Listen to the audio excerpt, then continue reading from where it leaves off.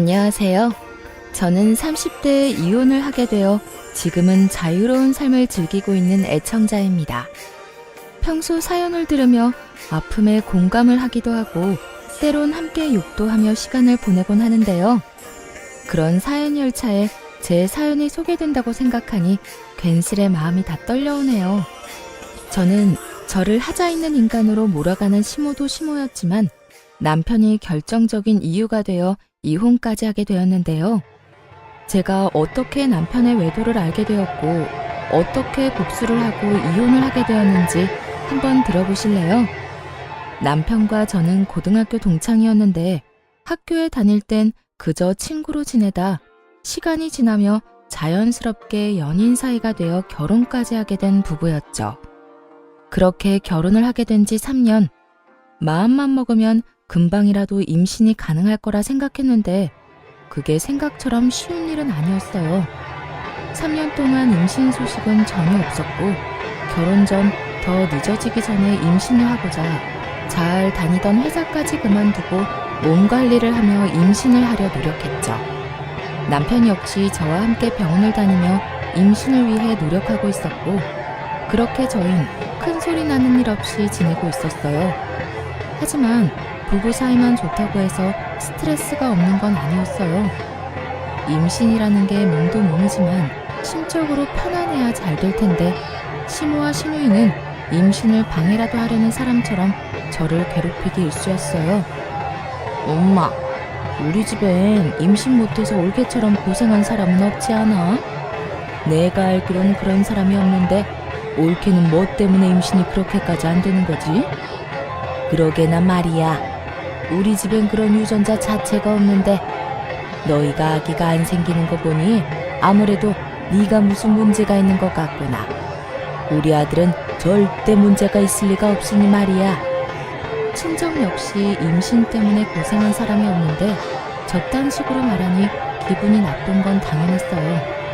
거기에다 병원에서 검사받은 결과 남편뿐 아니라 저 역시 아무 문제가 없었고 그런 사실을 두 사람에게 여러 번 강조해서 말해주었는데도 불구하고 저런 말을 계속하니 정말 스트레스가 이만저만이 아니었어요. 제가 여러 번 말씀드렸잖아요.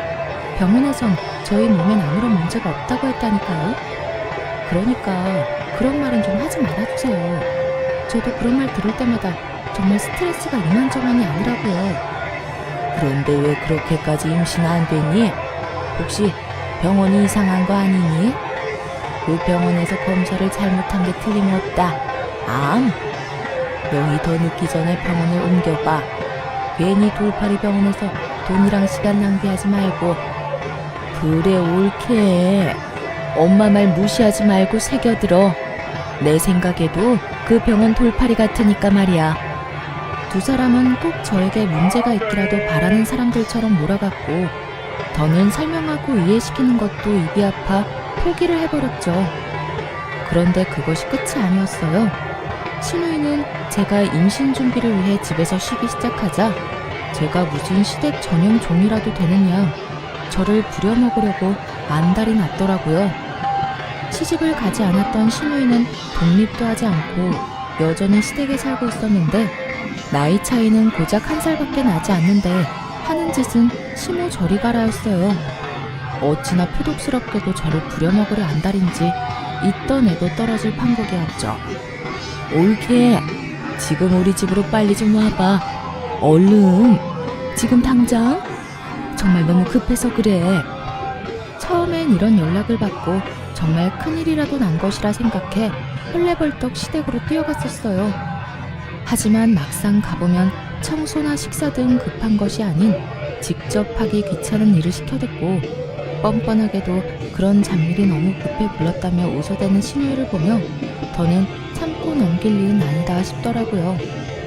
제가 시댁 잡일을 해주려고 회사까지 그만둔 것이 아니었으니까요. 그렇게 마음을 고쳐먹은 이후 전 시누이의 연락을 아예 무시해버리거나 연락을 받는 날엔 아예 못 간다고 못을 박아버렸습니다. 그리고 그날은 시누이와 큰 소리가 오간 날이었어요. 그날 역시 시누이에게 연락이 왔고 또 급한 일이 있다며 시댁으로 오라고 하더라고요. 무시하는 것도 하루 이틀이고 바쁘다고 하는 것도 한두 번이지. 더는 이런 식으로 상황을 외면하는 것도 아니란 생각이 들더군요. 아예 이 싹을 뽑아버려야 한다는 생각이 들었어요. 그래서 전 좀 더 단호하게 제 생각을 말하기로 했죠. 옳게. 요즘 왜 이렇게 연락이 안 돼? 무슨 일 있어? 무슨 일 있는 건 아닌데 왜 그러세요? 왜 그러긴. 우리 집에 좀 오라고 전화했지. 집에 급한 일이 있어서 그러는데 지금 좀 빨리 와. 알겠지? 형님, 저도 바빠서 못 가요. 뭐라고? 옳게 지금 뭐라고 그랬니? 지금 못 온다고 한 것 같은데 내가 제대로 들은 게 맞아? 요즘 따라 도대체 왜 이래? 내가 급한 일이 있다니까. 그래도 못 온다고 한 거 맞아? 네, 제대로 들었네요. 형님, 말이 나왔으니까 하는 말인데 제가 회사를 쉬고 있다고 해도 저도 사생활이 있는데 어떻게 형님이 부를 때만 기다리고 있겠어요? 저도 오늘은 바빠서 못 가니까 급한 일은 알아서 해결하세요. 신우이는 못 간다는 제 말에 화가 났는지 막말을 하기 시작하더라고요. 아니, 평소 신우이의 개념이 얼마나 수준 이하인지를 적나라하게 나타내는 말들을 서슴없이 해대고 있었죠. 옳게. 진짜 이런 식으로 나올 거야? 집에서 내 동생 돈이나 쓰면서 노는 주제에 바쁘긴 뭐가 바빠? 그냥 시댁 오기 싫어서 거짓말하는 거 누가 모를 줄 알아? 그리고 시댁 식구가 오라고 하면 오고 가라고 하면 가는 게 며느리로서 당연히 해야 하는 도리인 거 몰라? 이런 말까지 듣고 나니 저만 웃는 얼굴로 대할 필요는 없다는 생각이 들더라고요. 거짓말은 형님이 먼저 했죠. 바쁘다고 그날일을 피워서 급하게 가보면 청소해라 밥해라 등등. 그리고 형님, 같은 여자로서 그런 식으로 하고 싶으세요? 며느리로서 도리 중엔 그런 건 듣도 보도 못했네요. 저는. 제발 적당히 좀 하세요. 저요, 임신하려고 회사 그만둔 거지 그런 일이나 하려고 회사 그만둔 거 아니라고요. 그러니까 앞으로 급하다는 핑계 대면서 저 시댁으로 부르지 마세요. 저는 그대로 전화를 끊어버렸고 내심 이렇게까지 싫은 티를 내고 이렇게까지 말하면 더는 저를 괴롭힐 일이 없을 거라 생각했죠. 하지만 신우이는 더 날뛰기 시작하더라고요. 그날 이후 저를 부르는 대신 저희 집으로 찾아와 집을 엉망으로 만들고 간다거나 이상한 트집을 잡아대더군요. 그래서 제가 집으로도 못 오게 했더니 시모를 앞세우기 시작하더라고요. 그날은 신우이뿐 아니라 시모까지 함께 집으로 온 날이었는데 마침 장봐놓은 것이 없어 마땅히 먹을 것이 없는 상태였죠. 자연스럽게 냉장고부터 열어보던 시모와 신우이는 텅 빈 냉장고를 보고 작정한 듯 잔소리를 하기 시작했어요. 넌 집에서 쉬는 애가 이게 뭐니 이게? 너희 집에서 밥은 해먹고 사니? 나가서 뼈 빠지게 일하는 우리 아들 끼니는 제때 해주는 거 맞아? 그러니까 옳게 이건 아니지. 어떻게 냉장고에 죄다 풀떼기에다가 마실 거 반찬 몇 개밖에 없어? 우리 아들은 고기 좋아하는데 고기 같은 건 없어? 고기는 떨어지는 일 없이 늘 넉넉히 사다 놓거라. 우리 아들이 먹고 싶으면 언제든 먹을 수 있게 말이야. 시모와 신우이는 사이좋게 말을 주고받으며 저에게 잔소리를 해대고 있었고 저는 입을 떼서 무얼 하나 싶은 마음에 아무 말도 하지 않고 있었어요. 제가 무엇라 한다고 한들 제 말을 들을 사람들도 아니고 괜히 잘못 대답을 했다가 그렇지 않아도 긴 잔소리가 더욱 길어질 거라 확신했기 때문이죠. 그렇게 한참을 시모와 장단 맞춰 잔소리를 하던 신우이는 배가 고프다며 휴대전화를 뒤적인다 싶더니 배달을 시키더라고요. 아유, 올케네 와서 밥이나 먹을까 했는데 이게 뭐야? 엄마는 배 안 고파? 난 지금 배가 너무 고프단 말이야. 안 되겠다. 간단하게 요기나 하게 참치회나 시켜서 먹어야 하겠어. 언제부터 참치회가 간단한 요깃거리 음식이 되었는지는 몰라도 신우이는 참치회를 시킨다고 하며 음식을 주문했고 얼마 지나지 않자 음식이 도착했어요.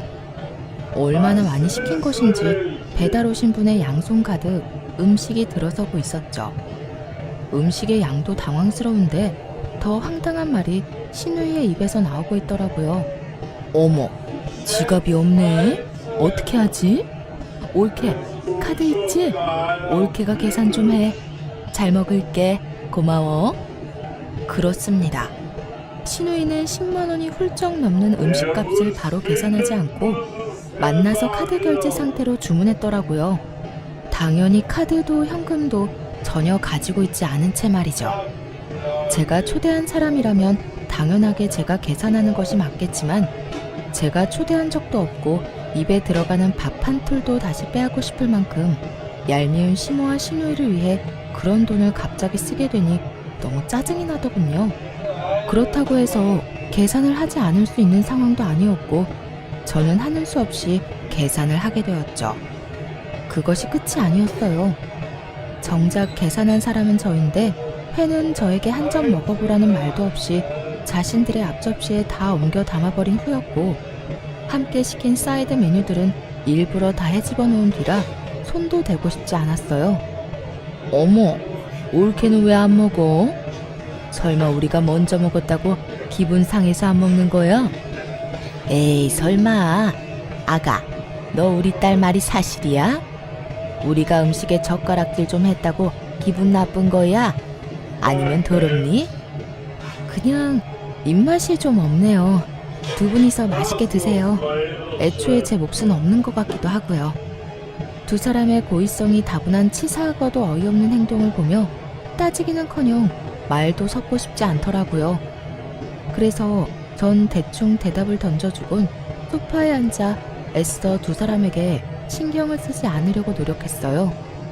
그렇게 집안도 제 마음도 다 헤집어 놓은 두 사람이 돌아가고 난 후 저는 이딴 인간들 뒷바라지나 하려고 결혼을 했나 하는 회의감마저 들었고 두 사람이 어질러 놓은 그 어떤 것도 치우지 않은 채 멍하니 앉아있으니 남편이 들어오더군요. 뭐야? 집이 왜 이래? 엉망이 된 집을 본 남편이 화들짝 놀라며 저에게 물었고 너무 어이없는 상황에 화조차 나지 않았던 전 아무 감정도 없는 목소리로 남편에게 말해주었죠. 오늘 형님이랑 어머님 다녀갔어. 식탁 위에 음식물이랑 쓰레기는 형님이랑 어머님이 먹고 치우지도 않은 거고 나머지 집안 꼴도 두 사람이 다 헤집어 놓고 간 거야. 뭐? 우리 엄마랑 누나가? 심지어 오늘이 처음도 아니야. 형님은 자주 왔고 어머님은 형님만큼은 아니지만 가끔 형님이랑 올 때마다 이런 식이었어. 그래서 하는 말인데 당신이 해결 좀 해. 뭐? 내가? 나보고 어떻게 하라고. 전화를 하든 만나서 이야기를 하든 당신이 해결 좀 해. 난 더는 이런 식으로는 못 살 것 같아. 내가 당신을 사랑해서 결혼한 거지 이런 꼴이나 당하려고 결혼한 건 아니잖아. 이게 뭐야. 시댁 전용 하녀도 아니고 헉 하면 사람 불러서 부려먹는 것도 모자라서 그마저도 상황이 여의치 않으니까 연락도 없이 남의 집에 들이닥쳐서 사람 괴롭히는데 내가 언제까지 참고 살 수는 없지 않겠어? 그러니까 당신이 알아서 해결해. 남편은 언성을 높이지도 화를 내는 투도 아닌 저를 보며 상황이 더욱 좋지 않음을 느낀 것 같더라고요. 저를 대신에 큰 소리를 내며 휴대전화를 들고 밖으로 나가버렸으니 말이에요. 뭐? 심지어 이번이 처음도 아니란 말이야? 아, 정말 두 사람 다 왜 그러는 거야. 있어봐. 내가 통화 좀 하고 올 테니까 말이야. 이렇게 큰 소리를 치며 남편은 나가버렸고 저렇게까지 화를 내며 나갔으니 다 해결하고 돌아올 거라 생각했어요. 하지만 이런 제 기대와는 달리 통화를 끝내고 집으로 돌아온 남편은 들어오자마자 휴대전화를 내려놓으며 오히려 저에게 짜증을 내기 시작하더라고요. 당신, 내가 방금 누나하고 통화했는데 당신이 먼저 우리 누나 연락은 다 무시했다며? 우리 집으로 오라고 해도 바쁘다고 하고 끊어버리고 누나 말로는 당신이 먼저 말을 기분 나쁘게 했다고 하던데 그게 사실이야? 신우이는 사건의 시작이 어떻게 된 것인지는 쏙 빼먹고 딱 제가 본인에게 한 말과 행동만을 남편에게 전달했더라고요. 잘못은 시모와 신우이가 한 것인데 남편에게 짜증을 내는 것은 아니란 생각에 지금껏 참아왔는데 남편이 그 성의 없는 말투에 참아왔던 화가 끌어넘치더군요. 형님이 그래? 내가 먼저 연락도 무시하고 집으로 오라고 해도 가지도 않았다고? 내가 왜 그랬을 것 같아? 당신이 날 그렇게도 몰라? 내가 이유도 없이 그랬을 사람으로 보이냐고. 당신이 신경 쓸까봐 이때까지 말 안 한 건데 나 일 쉬기 시작하면서부터 형님 심심하면 나 불렀어. 급한 일 있다고 숨 넘어갈 것처럼 연락이 와서 가보면 설거지해라, 청소해라, 밥해라 등등. 내가 그런 거 하려고 일 쉬는 거 아니잖아. 우리 임신 때문에 나도 좋아하던 내 일까지 그만두고 집에서 관리하는 거 아니야. 그런데 어머님이랑 형님은 그런 나를 불러서는 부려먹기 바빴다고. 형님이 그런 식으로 나오는데 당신 같으면 네네 하면서 연락받고 싶겠어? 저는 고함을 지르며 따져 물었고 남편은 제 말에 잠시 움찔하는가 싶더니 생각이란 없는 인간처럼 시댁편을 들기 시작하더군요. 이유가 어찌 되었든 당신이 우리 누나 연락도 무시하고 말도 그딴 식으로 한 건 당신이 잘못한 거야. 누나가 그래도 당신보다 나이도 많고 손윗사람인데 그렇게 무시를 당했으니 기분이 좋을 리가 있겠어? 그러니까 당신이 적당한 때 봐서 우리 누나한테 사과해. 알겠어? 신우이 대변인 노릇을 하느라 정신이 나가버린 남편을 보는데 정말 오만정이 다 떨어진다는 말의 의미를 알겠더라고요. 저에게 신우에게 사과를 하라며 우겨대는 남편을 보는데 사람이 어쩌면 그렇게 미워 보이는지 더는 마주하고 싶지도 않더군요. 그래서 전 시무와 신우이 때문에 엉망이 된 집을 손가락질하며 말했어요. 사과는 당신이나 하고 이 집 정리도 당신이 해. 뭐? 내가 왜? 내가 왜? 몰라서 물어? 이거 내가 어지럽혔어?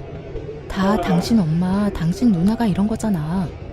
식탁 위에 저것들도 계산은 내가 했지만 난 한 입도 못 먹었고 이 집도 내 집이지만 내가 어지럽힌 건 단 하나도 없어.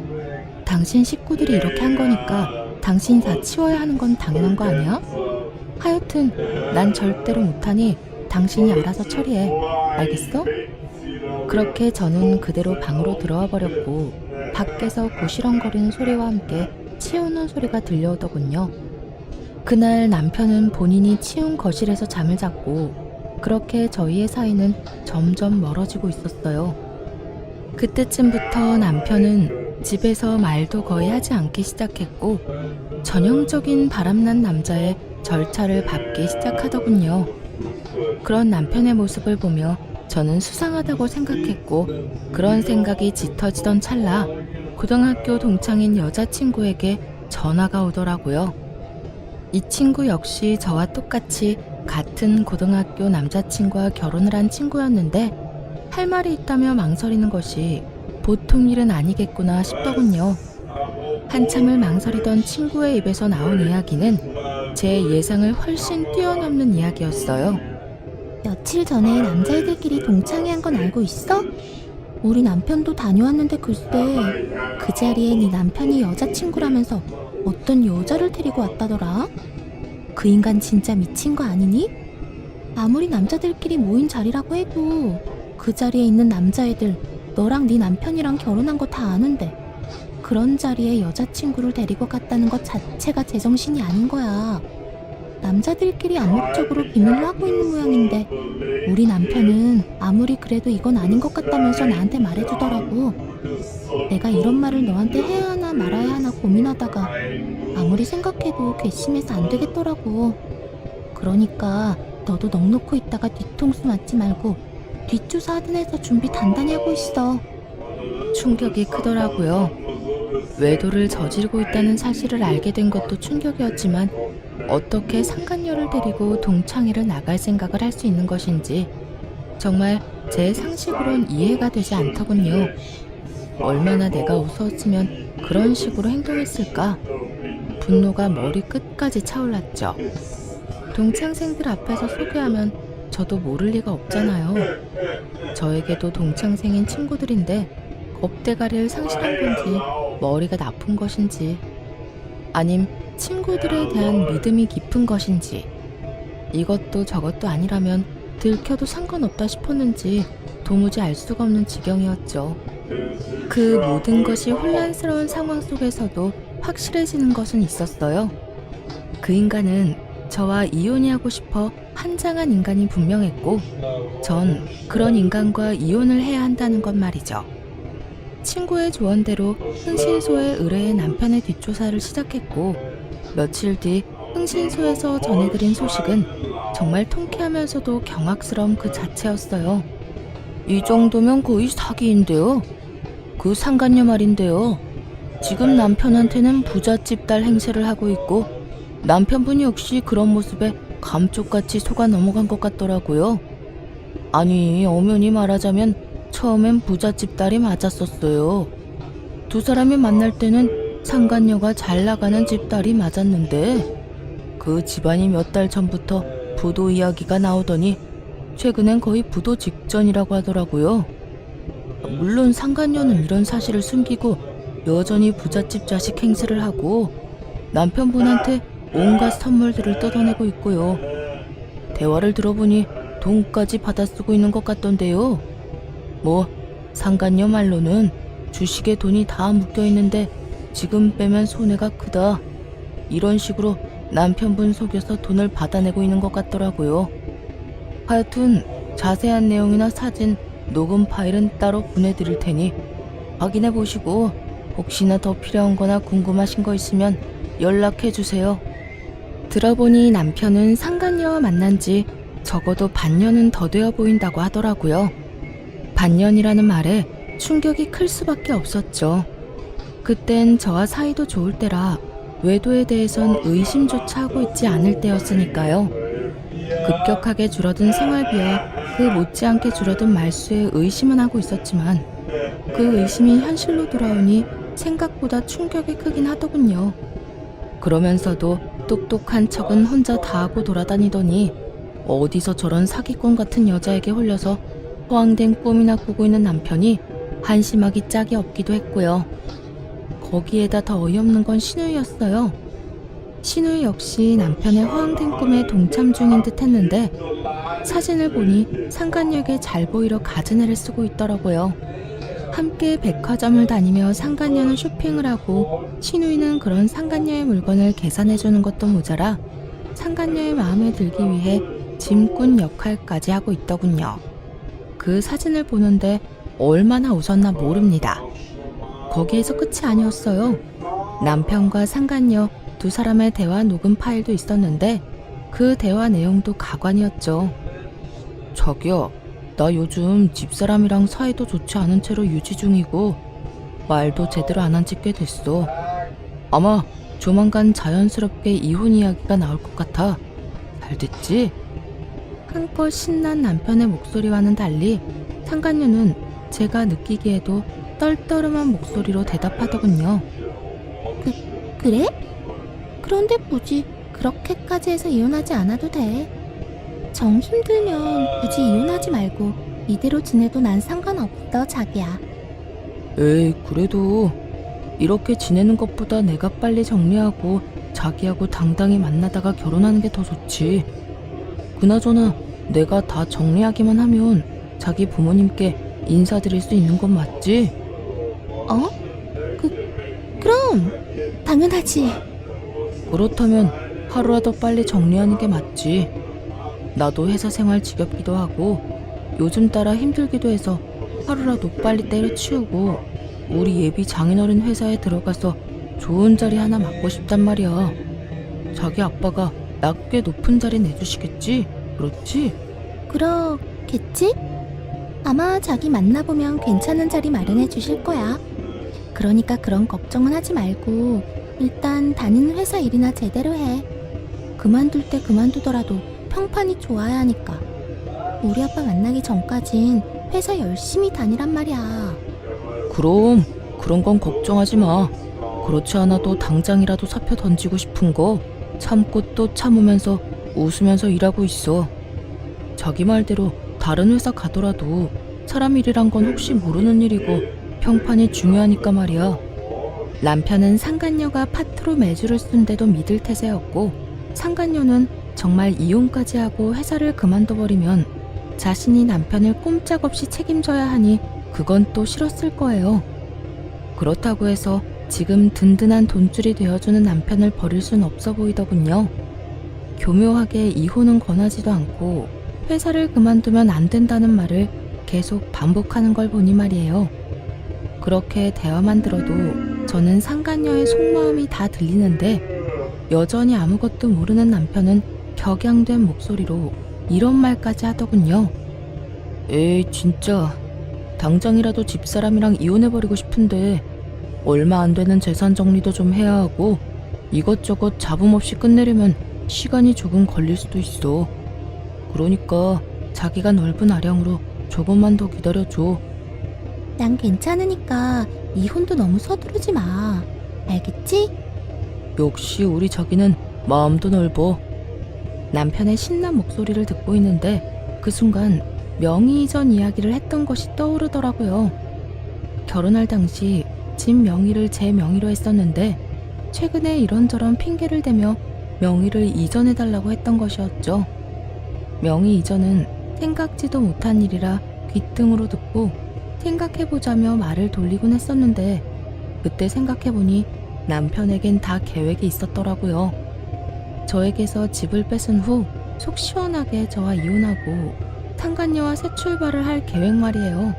그렇게 남편의 추악한 계획과 신우이와의 관계까지 모두 알게 된 저는 이혼 전문 변호사분을 만나 이혼을 준비하기 시작했고 이런 사실을 꿈에도 알지 못하는 남편과 신우이는 상간녀에게 잘 보이려 있는 돈 없는 돈 모두를 다 끌어다 쓰고 있더군요. 전 마음속으로 두 사람의 행보를 응원했고 제 이혼 준비가 끝날 즈음 남편이 집으로 회사 짐박스를 안고 들어오더라고요. 씩씩거리며 들어오는 꼴이 회사를 그만둔 듯 했어요. 그게 무슨 짐이야? 혹시 회사 그만뒀어? 남편은 박스를 바닥에 던지듯 내려놓으며 과하게 성질을 내더군요. 보면 몰라? 아 진짜 짜증이 나 죽겠어. 박 과장은 자기가 내 월급을 준다고 착각이나 하는가 봐. 나만 보면 시비에다가 나만 보면 못 잡아먹어서 안달이라니까. 그래서 탕사랑 한바탕 하고 그만뒀다 이 말인 거네. 그래. 아 차라리 잘 됐어. 이까짓 회사 그만두고 싶었는데 이참에 나도 좀 쉬면서 새 출발하지 뭐. 남편은 상간녀라는 믿을 구석이 있었던 터라 직장 상사와 트러블이 일어나기 무섭게 회사에 사표를 던져버렸고 그런 남편의 모습을 보며 오늘이 그날이구나 싶더라고요. 자고로 집도 절도 없을 때 버려야 더 큰 복수가 되지 않을까 싶었으니까요. 전 여전히 씩씩거리는 남편을 뒤로 한 채 방으로 들어가 남편의 짐을 싸 거실로 나왔어요. 제가 큰 캐리어를 건네자 소파에 앉아 넥타이를 풀던 남편이 화를 내며 말하더라고요. 이게 뭐야? 나 나가라고? 응? 나가? 당신 진짜 너무한 거 아니야? 아무리 당신이랑 상의 한마디 없이 회사를 그만뒀어도 그렇지 어떻게 이런 식으로 가장을 내쫓으려고 할 수가 있어? 그렇게 상간녀에겐 이혼 노래를 부르더니 막상 저에게 쫓겨나는 건 자존심이 상하는 일이었던 건지 화를 막 내더라고요. 그 모습이 얼마나 기가 차고 어이가 없는지 저도 모르게 코웃음이 다 나더라고요. 당신이 상의도 없이 회사 그만둔 거? 물론 그것도 문제가 있지. 그런데 설마 그런 걸로 내가 당신을 쫓아내겠어? 그러면 이 짐은 뭔데? 방금 나보고 나가라며. 응, 나가. 내가 지금 나가라는 건 당신이 단지 회사를 그만둬서 그런 게 아니라 당신이 바람을 피우고 있기 때문이야. 당신이 바람을 피우고 있는데 회사 그만둔 게 무슨 문제가 되겠어? 여보, 내가 바람이라니 무언가 오해를 하나 본데 나 그런 짓 절대 못하는 거 알잖아. 그런 짓은 절대 못한다는 인간이 내 뒤에선 내 등에 그렇게 비수를 꽂았어? 내가 정말 몰라서 이때까지 참은 줄 알아? 저는 고함을 질러버렸고 남편의 얼굴은 사색이 되어가더라고요. 제가 모든 사실을 안다는 건 계획에는 전혀 없던 일이라 어떻게 해서든 이 난관을 헤쳐나가 보려 가즈네를 쓰더군요. 무슨 말을 하는 거야 도대체? 어디서 무슨 말을 들었는지는 몰라도 다 오해야. 당신은 나를 그렇게도 몰라? 나 당신뿐인 거 누구보다 당신이 더 잘 알잖아. 어쩌면 이렇게도 같은 말을 해대는 건지. 남편 역시 세상에서 여자는 저뿐이라는 듯 간절한 눈빛으로 거짓말을 해대고 있었고, 전 그런 남편에게 콧방귀를 뀌어주며 제가 듣고 본 사실들을 읊어주기 시작했어요. 당신을 잘 알긴 알지. 당신 남자들만 모이는 동창회 판관녀까지 모시고 갔더라. 남자들 우정도 참 별거 없지? 이렇게 금방 내 귀에 들어오는 거 보면 말이야. 그것뿐이야. 당신 누나도 그 여자랑 짝짝꿍이 맞던데. 백두기도 아니고 이 백화점 저 백화점 다니면서 돈을 물 쓰듯이 쓰던데. 당신이 그걸 어떻게... 누가 다 말한 거야? 당신 혹시 내 뒷조사했어? 뒷조사를 했든 앞조사를 했든 지금 어떻게 한지가 중요해? 내가 모든 사실을 다 알았다니까. 당신이 지금 부잣집 여자랑 적어도 6개월 전부터 만나왔단 거, 그 부잣집 여자한테 눈이 멀어서 나하고 어떻게 하면 이혼을 잘할 수 있을까 머리 굴리고 있는 거, 심지어 바람까지 피운 주제에 홀랑 하나 있는 이 집도 나한테서 뺏어가려고, 명의까지 가져가려고 했던 것까지 말이야. 참 대단하다, 대단해. 그래도 우리가 연애부터 시작해서 결혼 생활까지 몇 년인데 나한테 이 집 넘겨주는 게 그렇게 아까웠니? 하물며 이 집 살 때 내 돈이 더 많이 들어갔는데. 남편은 제 말에 더는 할 말이 없는지 제 눈치를 살피다 깊은 한숨을 길게 내쉬더라고요.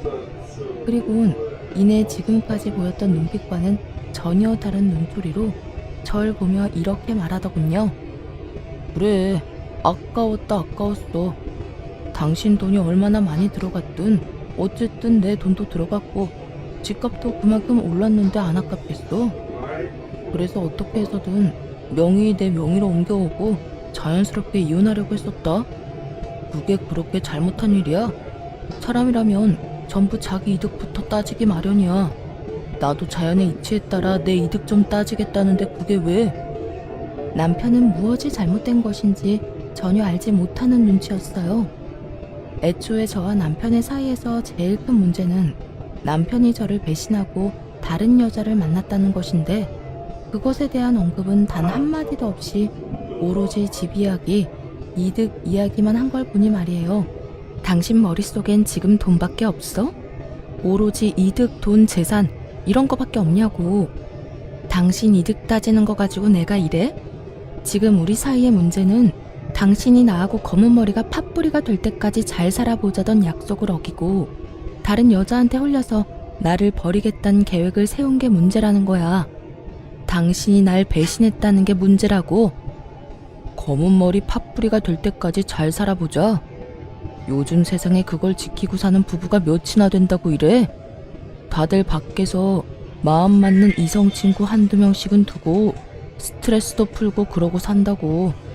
그걸 보고 버렸다, 배신이다, 그러면 안 되지. 다 순리대로 지내다 보니 어쩔 수 없이 일어난 일들이라고. 뭐? 순리? 언제부터 불륜이 당연한 흐름이 되었니? 네가 사는 세상이 어떤 세상인지는 모르겠지만 내가 사는 세상엔 불륜은 당연한 게 아니거든. 당신 어쩌다 인간이 이렇게까지 변했어?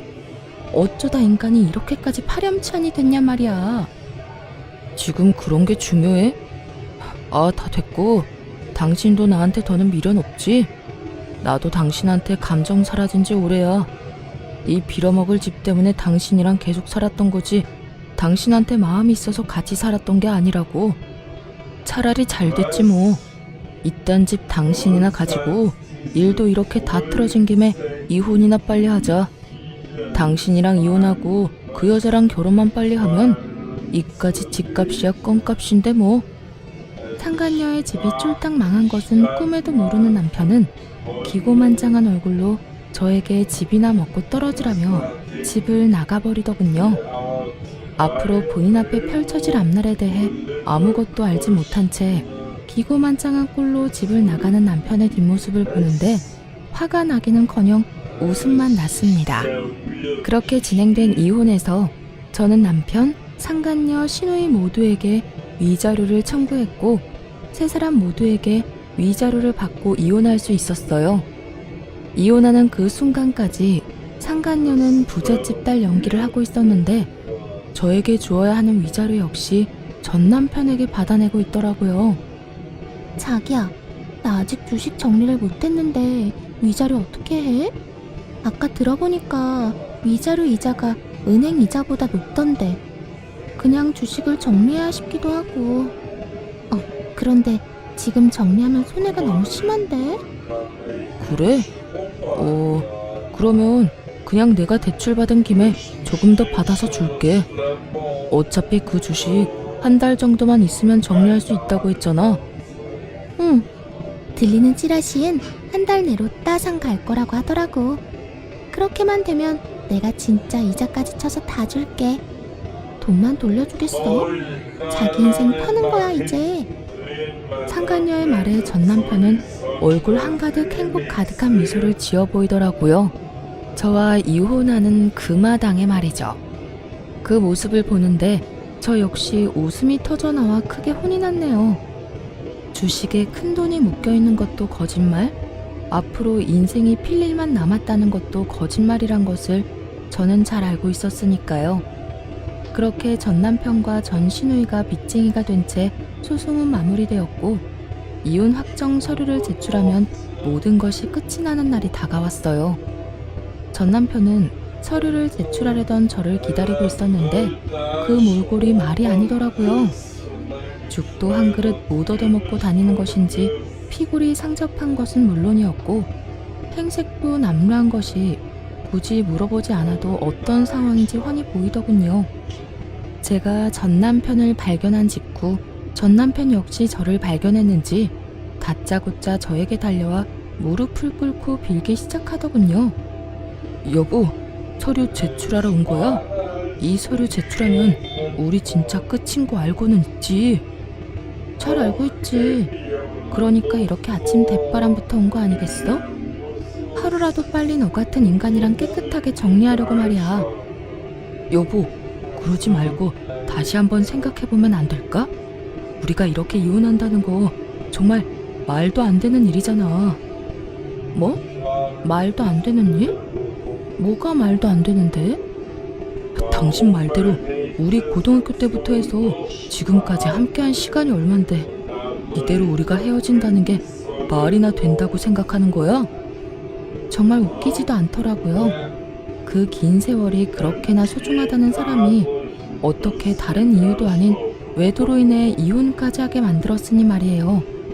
심지어 끝까지 반성은커녕 비웃기 바빴던 걸 제가 다 기억하고 있는데 이제와 이렇게 매달리는 꼴을 보고 있자니 통쾌하기는커녕 미친 듯이 화가 났어요. 그 세월이 그렇게 소중했다는 인간이 그딴 짓을 했니? 기억 안 나? 당신 나하고 이혼하는 그 순간까지 미안하다는 말은커녕 본인은 잘 먹고 잘 살 테니 나는 이혼녀 딱지 붙이고 잘 살라고 했던 거. 그런데 이제 와서 무릎까지 꿇고 왜 이런데? 갑자기 집 나갔던 양심이 다시 되돌아오기라도 했는가 봐. 그땐 내가 정말 정신이 나가버려서 당신한테 어떤 짓을 하고 있는지조차 몰랐어. 나 사실 당신이랑 그렇게 이혼하고 나 당신 많이 그리웠어. 나한테 당신이 정말 없어서는 안 될 존재라는 것도 알았고 오로지 당신만이 내가 사랑할 수 있는 여자란 걸 깨달았지 뭐야. 깨닫기는 개뿔. 상간녀의 집이 쫄딱 망해버려 쥐뿔도 없는 상황이란 걸 전 남편은 알게 되었고 전 남편은 상간녀를 닥달하기 시작했다 하더군요. 손해볼 것이 하나 없는 상간녀는 헤어지자는 말과 동시에 받았던 돈은 한 푼도 갚지 않고 도망을 가버렸다는 소문을 이미 다 전해들어 알고 있는 상태였죠. 그러니까 전 남편은 저에 대한 사랑이 그리운 것이 아니라 거짓골이 된 자신이 아쉬워서 저에게 매달리는 것임을 저는 누구보다 잘 아는 상태였죠. 참, 거짓말도 정성껏 잘한다. 야, 내가 너 바람난 것도 다 알고 있었는데 네가 지금 왜 이러는지 모를 줄 알아? 혹시 당신도 내 소식 다 들은 거야? 당신도 다 아는 것 같으니까 솔직하게 말할게. 그 여자 알고 보니까 회사 부도가 났었더라고. 그 사실을 나한테는 감쪽같이 속이고 주식 핑계대면서 나한테 돈 뜯어가고 있었고 정말 너무하지 않냐? 어떻게 날 속일 수가 있어? 어쩐지 내가 당신하고 이혼한다고 할 때마다 반응이 시원치 않더라니. 하여튼 내가 이혼하고 위자료 내느라 빚쟁이 되고 우리 누나도 당신한테 위자료 주느라 빚쟁이 되니까 더는 뜯어먹을 거 없다 싶었는지 도망갔어. 내 돈, 누나 돈은 한 푼도 안 주고 말이야. 우리 집 지금 난리야. 나 회사도 그만두고 취업도 안 돼서 대출금 갚을 돈이 없어서 엄마 집까지 팔아 대출금 갚아야 하는 신세라고. 어쩌다 내 신세가 이렇게까지 된 건지. 전 남편은 눈물까지 짜내며 하소연을 하고 있었고 전 궁금하지도 않은 이야기를 듣고 있자니 하품이 다 날 지경이었어요. 그걸 몰라서 물어? 남의 가슴에 대못 박아놓고선 너는 평생 떵떵거리면서 행복하게 살 수 있을 거라 생각했어? 남의 눈에 눈물 나게 하면 네 눈엔 피눈물 나는 법이야. 그래서 할 말은 다 했니? 그 하품이 나오게 지겨운 하소연은 다 해댔냐고. 전 남편은 자신이 이렇게 눈물까지 쏟아내며 말하면 저 역시 눈물이라도 흘릴 거라 생각했는지 제 반응에 크게 당황하며 다시 울고불고 빌기 시작하더라고요. 여보, 그렇게 냉정하게 굴지 말고 예정을 생각해서라도 나 다시 받아주면 안 될까? 예정? 너한테는 그런 게 남아있는지 몰라도 난 그런 감정 따위 남은 게 없거든? 그리고 정이 남아있다고 한들 내가 미쳤어? 너부터 시작해서 줄줄이 빚쟁이인 네 집안일이랑 다시 엮이게.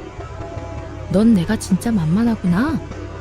만만한 게 아니라 당신이 날 금전적으로 조금만 도와주면 이까짓 어려움은 금방 이겨낼 자신이 있어서 그래. 당신 지금 여유 자금 꽤 있을 거 아니야. 나하고 그 여자 우리 누나한테 받은 위자료 설마 다 쓴 건 아니지?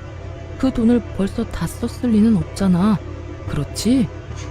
이때껏 꼴꼴 감춰두었던 전 남편의 추악한 속내가 드러나고 울고불고하며 제 바짓가랑이를 붙잡고 있는 전 남편의 손을 뿌리쳐버렸어요. 이거 나 소름 끼치니까. 야, 너 진짜 큰 착각하는가 본데 그 돈 너한테 쓸 생각 전혀 없어. 그러니까 남의 돈에 군침 그만 흘려.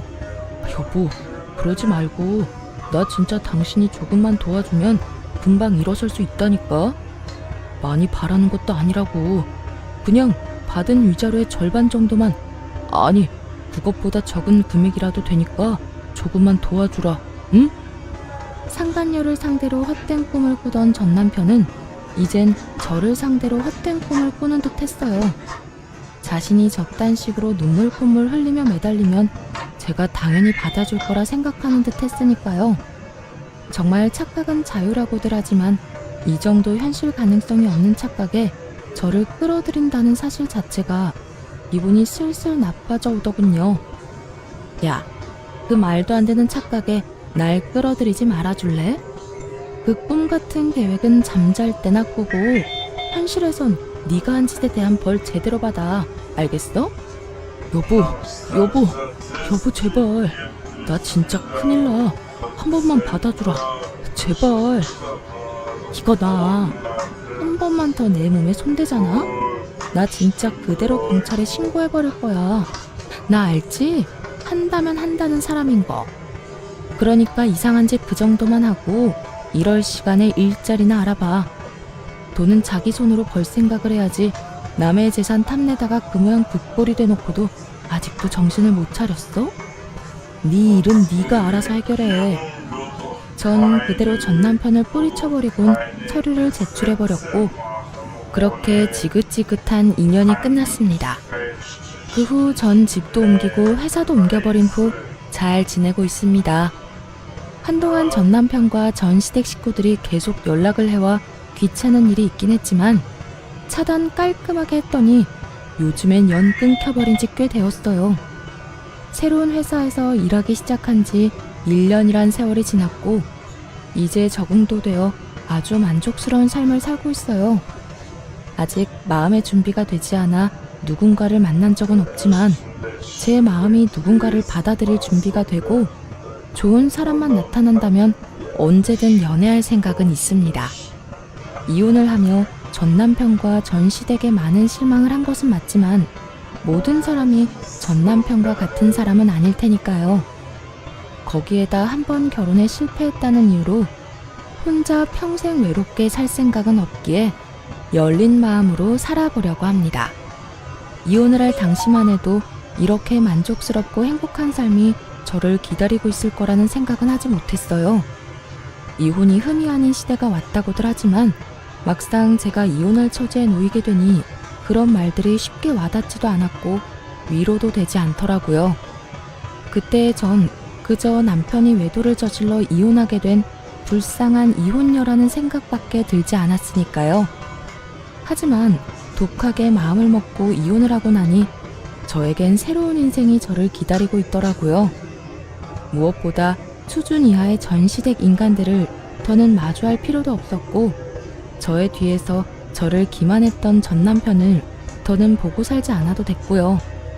그 뒤로 따라오는 자유, 압박 없는 삶 등 여러 가지도 물론 좋았어요.